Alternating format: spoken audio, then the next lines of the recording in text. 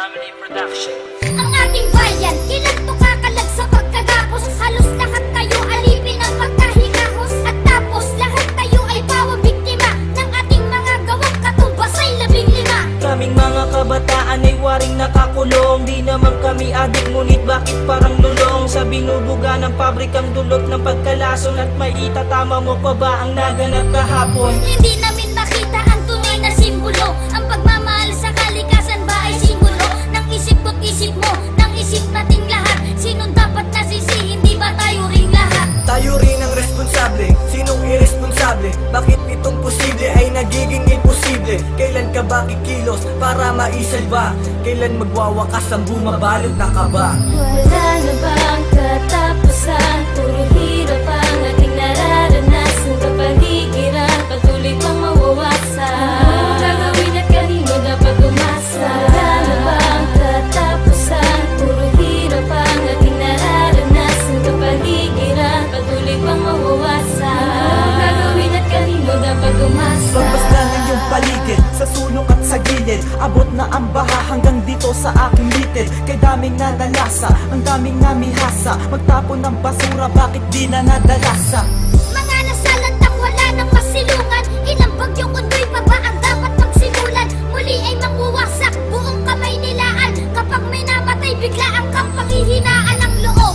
Aniw ay binabalot ng bagabag. Inanod ang lahat, ang natira na lang ay papan. Ito ay nagmula pa sa ting mga ninuno. Ang aral na itinawid sa ting mga pinuno. Putulin pa ang puno, sino nagpasimuno? Ito ang pangungusap kung parang walang sinuno. Parang isang krimen, di mahanap ang hustisya. Walang ibang kasangkot kundi ang mga pulisya. Wala na bang katapusan? Puro hirap ang ating nararanasan. Kapaligiran, patuloy pang mawawasan. Gagawin at kanino dapat umasa? Wala na bang katapusan? Puro hirap ang ating nararanasan. Kapaligiran, patuloy pang mawawasan. Gagawin at kanino dapat umasa? Nagtatapon sa paligid ng iba't ibang basura. Inibot mo ang iyong mata, ano na bang itsura? At itim pa rin ang ilog, di na nabalik sa dati. Di na magbabago to, idaan man sa debate. At kirig pa rin yung lupa na gumuhulong sa bagyo. Walang ibang balita dyan sa TV at sa radyo. At maging sa mga dyaryo, ano ba ang sinasabi? Ang kalamidad na to,